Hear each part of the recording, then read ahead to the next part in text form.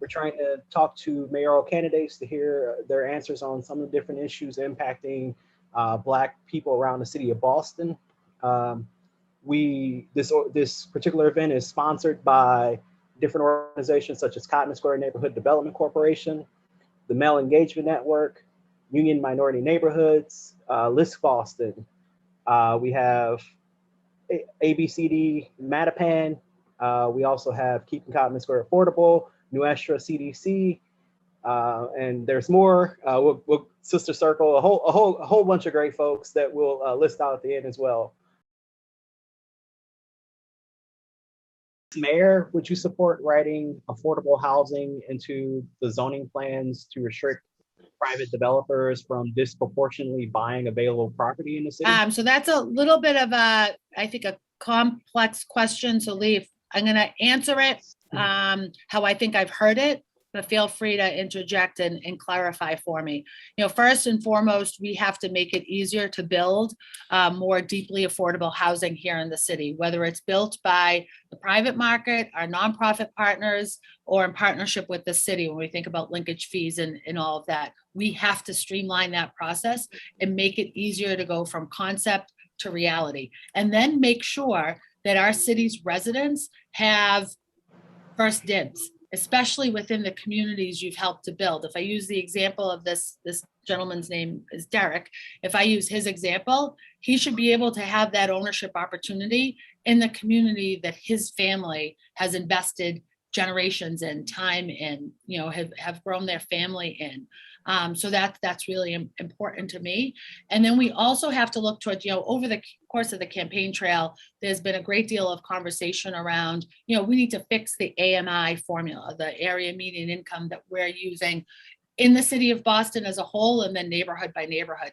And that work needs to happen certainly in partnership with regulatory agencies and our banking system. In the meantime, as mayor, I have certain power and authority and certainly my hands on the levers that can say, let's in the meantime, simply use a lower AMI and demand that from those that are building our city, again, across various sectors, whether it's private, whether it's nonprofit, certainly the levers that we can pull when it's city dollars, city money, and city land. We do need to look very much more specifically and intentionally at city property across the city of Boston, and with city property, prioritize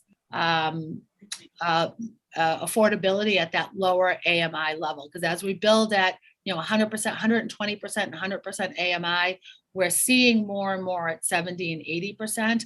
But where we really need to see housing offered is at that 30, 40, 30 to 60% AMI sort of offering, but driving and pushing towards 30 every single day. I've done a lot of work around families experiencing homelessness in this city. When we think about our families who are in our shelter system, who are often become doubled up and living in incredibly unstable and chaotic situations, our families who are in these situations are always working families who had a major event, a major incident, sort of a life occurrence that disrupted their ability to pay rent, sometimes just that 1 month, and they find themselves experiencing homelessness. We've got to support our families who are working every day to create that stability for their family, create those housing opportunities for them, and make sure as a city that we are building the right housing for our city's population. And we did a number of months ago, I hosted a hearing at the city council on unit diversity, and we see the 1-bedrooms and the studios popping up all over the place. They're easy to build, they're cheaper to build. But if we truly are going to be a city that welcomes families, that creates opportunities for families to set down those roots and continue to build and grow their family here, we need to make sure that we're also building family-sized housing in every neighborhood across our city. Lee, tell me what I missed in that question, please. Oh no, so with the question, I think one of the areas that folks had really like when they were creating this question was looking at like sort of the recent amendment to the fair housing agreement with that Councilor Edwards led. And I think just looking at seeing if there was as mayor, would you be in support of like specific zoning for like affordable housing, or prioritizing that more housing goes to affordable housing, less BHA housing is sold to private developers, things of that nature? Yeah, no, and absolutely, those are components that you'll find in my housing plan that I have listed on my website. We were also in the midst of an effort to sort of speed, fast track is the right phrase, projects that are 100% affordable. Mm-hmm. So, we think about sort of the muck that the permitting process can be, the sort of the mucky process in which that is. And if we've got 100% affordable projects, it is so incredibly important that we get those built and that we get them, our residents into those units, that we've got to fast track those projects. But we also have to be very mindful that when a project is 100% affordable, that we are looking at sort of the middle and lower middle income housing, because when we call something affordable, yet we're using 100% AMI or 80% AMI, it really isn't truly affordable housing, especially when we think about, it's a terrible term, but I think it's a proper description, at least for this discussion, when we think about the working poor. Because Boston is so expensive to live in, and our families, our residents are spending so much of their income on the cost of housing in this city, you become the working poor. So creating opportunities for families across the board has to be a priority for any mayor. And I think that you've heard that throughout the course of our forums. Certainly it's outlined in my housing plan, and you see that in many of the candidates, because we recognize very clearly how important housing is here in the city of Boston. The one piece I will add, just because you mentioned BHA, and I discovered this and sort of leaned into this through my work around homelessness and ending homelessness, in particular family homelessness here in the city of Boston.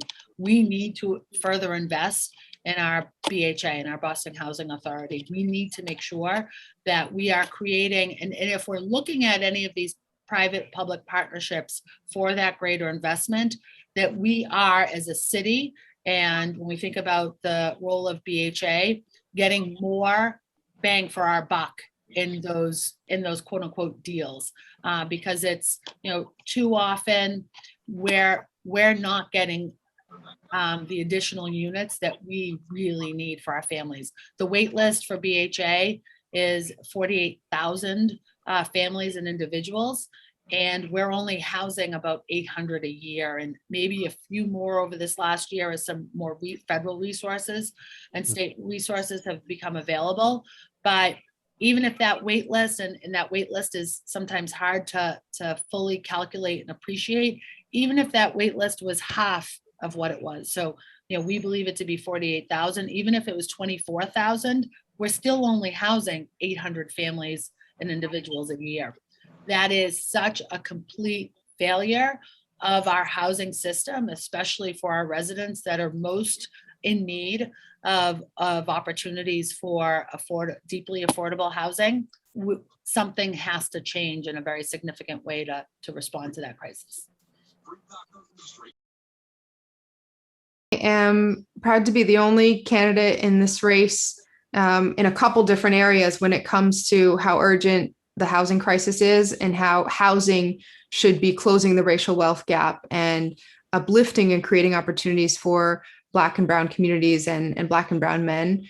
I have stated really specifically a strong commitment that this once in a generation opportunity we have with the federal funds coming down to recover from the pandemic has to center housing as the foundation for that. So I'm the only one who's put forward clear numbers. At least $200 million of this federal relief package will go to housing stability. And that's in a couple different areas. I've put forward a larger plan, but the sort of summary is that, one, we should be creating more affordable housing, making it possible for affordable housing that, when I say affordable housing, I mean actually affordable housing for our residents, not the general terms that actually are at much higher, area median income percentages that don't reflect what our residents can actually afford. So we need to be creating more of it. We need to be changing our zoning code to speed up when 100% affordable projects are proposed. And we need to be ensuring that we are working to make sure that every private development also feeds into the resources that are available for affordable housing. We have to boost home ownership, right? We all know the racial wealth gap numbers, and that the biggest part of that gap is disparities between the percentage of Black families who own homes and white families and other communities. And so the more that we can increase assistance through programs like the One Plus Boston program, other down payment assistance programs, really expand subsidies and make sure that we are increasing I very much support increasing the total cap on how much down payment assistance can go to one family, because it's just the reality of the size of down payment that you need in Boston has been growing far more than what we've been putting into that pot. And then we need to innovate as well. So I have proposed doing a city level home ownership voucher.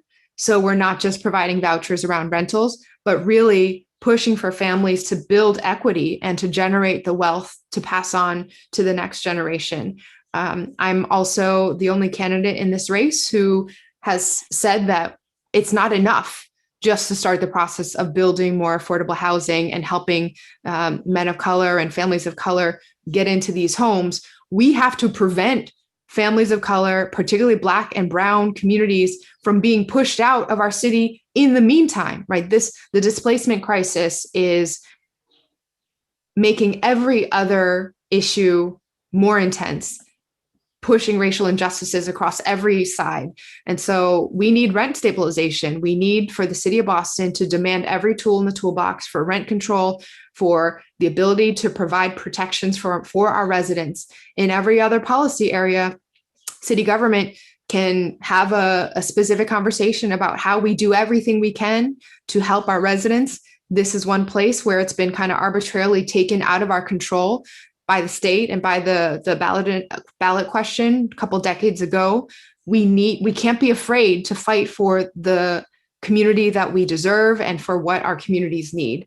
And so this is, between advocacy for rent stabilization and stopping displacement, between advocacy for transportation to be affordable, accessible, free. This directly centers Black and brown men and Black and brown families in making sure that we keep our residents in our neighborhoods today and stop displacement. Appreciate the question. Affordable housing is really important, and Boston continues to be a city that is too expensive for our families, too expensive for most of us. And so I spent many of my professional life at the Dudley Street Neighborhood Initiative, making sure, in fact, that we built affordable housing in our neighborhood so as we improved our neighborhood, that we can stay in our neighborhood, develop and improve where we live, and make sure that we don't displace those who live there. The efforts from coming out of the community and led by the community called for more, not just affordable housing, but particularly home ownership. The work that we did was to make sure that the recruitment, the marketing, and the classes on affordable housing and getting people prepared was done locally. So we tried to make sure that we were helping people on the ground and informing people on the ground. So when the houses became available, that they can be part of the lottery, that they can be part of the process. We need to continue to do that with our brothers out there and make sure that they're informed, that they know what's going on, and that they are there to take the classes, get the certificates, and be part of the lottery process. It's something that I've done at DSNI, something that I've done personally as I call people about what's out there and what opportunities are, and something that I would do as mayor and continue to do to make sure that's available. The short answer is yes.